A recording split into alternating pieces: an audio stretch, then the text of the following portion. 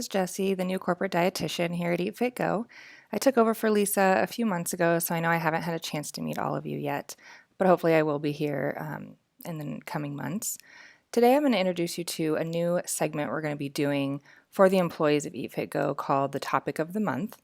So once a month we're going to come out with some information on a specific topic that is relevant to a rollout we're doing or relevant to something that is kind of a buzzword in the nutrition field or something that we think you might want to know about. We're going to be recording and producing a presentation, so this is the first one for September. Along with this, you're also going to receive a link for a quiz that you can complete online, the results of which come back to me, so I can make sure everyone is keeping up on this, and if you have any feedback, there's a chance that you can leave it on topics you want or things you would like changed about this topic of the month idea. And then there's also going to be some role-playing questions that are sent out with each topic. There's just 2 of them. It should only take about 5 or 6 minutes. So those are going to be something that you're going to want to complete with your manager before you take the quiz, because at the end of the quiz there is a verification portion that you have completed that. So if you have any questions on that, please contact me on Slack or by email. Otherwise, we'll just go ahead and get started with the presentation this month, which is going to be on a plant-based diet. So the reason we're focusing on this for September is not only is this kind of a buzzword happening in the health community right now. It has been for a while, but it has staying power. It doesn't seem like it's going anywhere. But also, Eat Fit Go is rolling out several plant-based menu items, and we want you to be able to communicate with our customers very clearly on them and help them understand the differences and the health benefits and why we are offering these as an option. So what is a plant-based diet?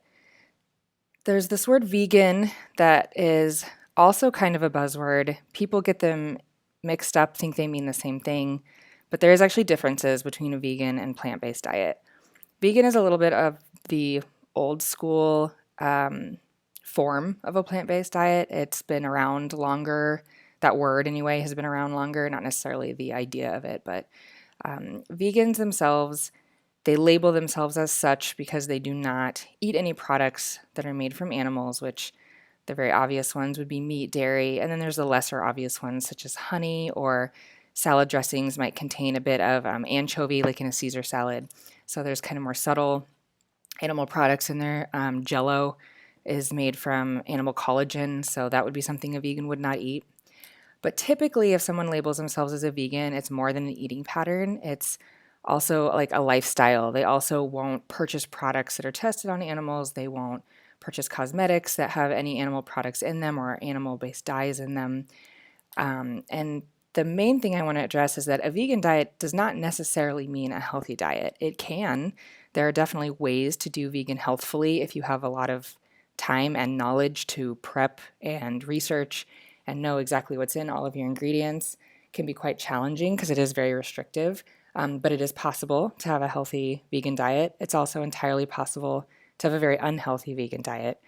I would say a lot of vegans depend very heavily on carbs, and sometimes that is refined sugars to make up their calories, since they're not getting those calories from animal-based products, which depending on the research that you want to believe, there is some mixed messages on that. But the point is, Oreos and Doritos are both vegan, so you could technically have a vegan diet on nothing but Doritos and Oreos, which would be delicious, but not probably get you to where you want to be. Plant-based, on the other hand, is much more stringent than the word vegan. It more talks about a trend in eating patterns, so it doesn't cut out any food groups. You can be plant-based and still eat fish or meat once a week. Plant-based just means that the majority of the foods on your plate at each and every meal are whole fruits, whole vegetables, nuts, seeds, whole grains, legumes, and beans. So again, if you had a salad that had all plant-based ingredients, lettuce and cucumber and tomatoes and all the vegetables, maybe some tofu for protein, etc., and then the dressing had a little bit of honey in it, that would still be considered a plant-based meal, despite the fact that it would not actually be considered a vegan meal. So again, there are some differences. They're subtle. But if you have someone that comes in and they say, I'm looking for plant-based or I'm looking for vegan, you might want to just clarify with them what they're actually looking for so that we don't give them something that they aren't comfortable with. So the benefits of a plant-based diet. There's two really well-studied plant-based diets. They include the Mediterranean diet and the vegetarian diet. So as we just talked about, neither of those diets are vegan. So the Mediterranean diet does include some fish products. Vegetarian diets obviously include dairy. They just don't include animal proteins themselves, like meat itself. So both of these have been the most studied because they're the most common. And through those studies, it has been shown that plant-based diets do show a reduced risk of coronary artery disease, high blood pressure, diabetes, increased longevity, and obesity. So these are the ones that there's a very clear, very well done study that confirms that it helps with these things. There's a lot of other risk factors and illnesses that it's been suggested these diets might help with, but we don't have the studies to say that conclusively. So we want to make sure they're not saying that to any of our customers. So we can tell them these things because these are proven. We just don't want to go beyond our scope and tell them things that we may or may not be sure of. And again, you do not have to be 100% meat and dairy free to get the benefits of a plant-based diet and to get the reduced risk of these illnesses. Just decreasing the amount of meat and dairy in your day, say if you're eating meat or dairy for 3 meals a day, going down to 2 or 1 meals a day, can significantly lower your risk of these things. So something that we can keep in mind, something that we can encourage to our customers when we're trying to help them maybe try some of the new products, is we can highlight that and see if they want to try maybe a plant-based meal, one meal a day. So where does the protein come from on a plant-based diet? You will likely get this question quite a bit because it is in our culture, in our customs, to assume that we need a lot of protein to be healthy, and protein comes from meat. So that's not entirely true. The healthy adult needs about 0.8 grams per kilogram of protein per day. So you don't need to memorize that. That's not a super exact figure that you need to have at the tip of your tongue. You don't need to calculate it for people. But just for references, so you guys understand what we're dealing with, that's about 64 grams of protein for someone that weighs 175 pounds. So that's maybe your adult, fit, typical male would only need about 64 grams of protein. So if you actually go through and add up some of the protein content in our meals, you'll see that you hit that very quickly. It's not a ton. It's not as much as most people think we need. The average protein intake in the US is 100 grams. So we're getting almost double what we need per day on average in the US. Too much protein does have some health risks associated with it. I wouldn't go too much into that with our customer base because you're not physicians, you're not dietitians, you don't want to get yourself into something where you're saying something that you might not have the education level to back up. But there is just knowing that you can't have unlimited protein consequence free. So you really do want to not be overdoing it and stick fairly close to that 64 grams or whatever your measurement would be. Protein supplements are also something that might come up, and we have protein supplements here at Eat Fit Go. We use protein powder in the Go-Go Bites. So it's definitely not something that is a negative or an inherent bad thing that we want to discourage. But unless you are an elite athlete, it is important to know that protein supplements are not necessary. You don't need to be drinking a protein shake after your workout if you are just an average weekend warrior going to the gym, 4 or 5 nights a week, running for half an hour. You can absolutely get enough protein from the foods that you eat without having to go down the road of a protein supplement. That being said, if it just fits well into your diet and it makes you feel like you have more energy or it makes you feel better after the gym, there are plenty of plant-based proteins, protein powders that are really great for you. A lot of them are pea protein or soy protein, and there's nothing wrong with it.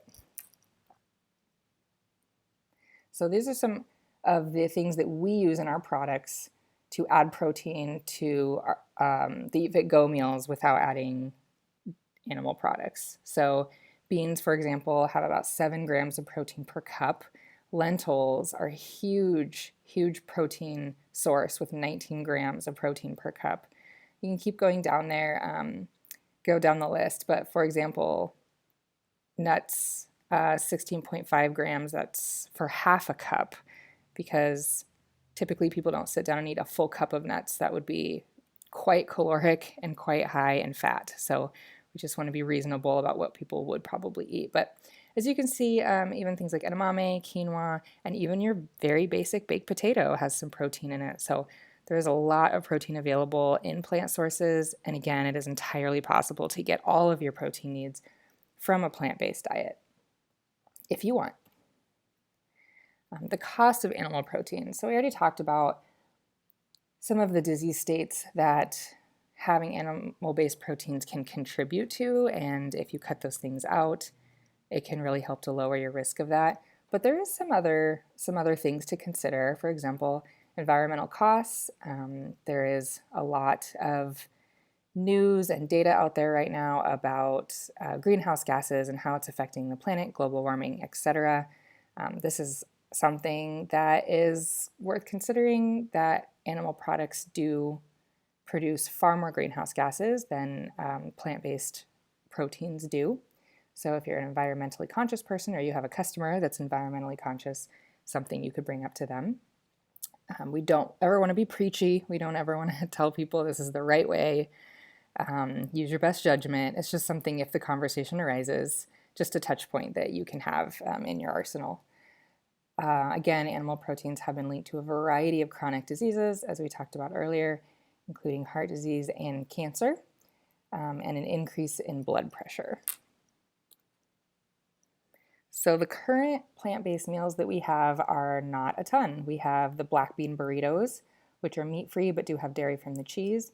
We have any of our go-go bites are all going to be plant-based, and then we have the ancient grain bowl. So obviously we don't have a ton at this time. However, with our new rollout, we have several coming out, and we hope to continue putting them out throughout the season, throughout the winter. So you can also tell our customers that, maybe give the new ones a try, and then we're going to have new ones coming out that they can also try down the road. So exciting things coming up. So again, please take your time before you do the quiz, which every question on the quiz will be related to this presentation. Feel free to watch it again or send me any messages or questions that you have, but you should be able to do the quiz just from this quick presentation here. But also, we really want to make sure you're doing the role-playing activities. I think it can be very different to regurgitate information on a test versus actually having someone ask you and put you on the spot, and you kind of have that adrenaline hit and you have to come up with it quick. So practicing with your manager, just taking 5 minutes to run through those quick questions will really help your memory recall and making sure that this information is coming to mind when you're asked about it.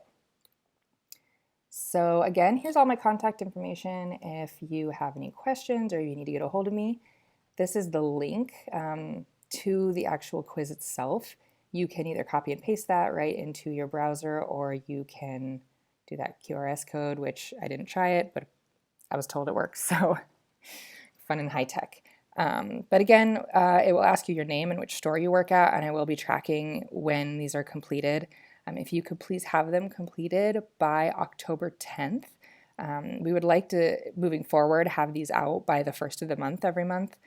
I know this one's a little late because it's the first time we've done it, but we're hoping everyone can be done by October 10th. If not, it's not a huge deal. Maybe just shoot me a Slack and let me know. Then it's going to take you a little bit longer. And thank you so much for your time, guys. If you have any feedback on the presentation or anything you'd like to see moving forward, please get a hold of me or leave it on the SurveyMonkey quiz. Thank you.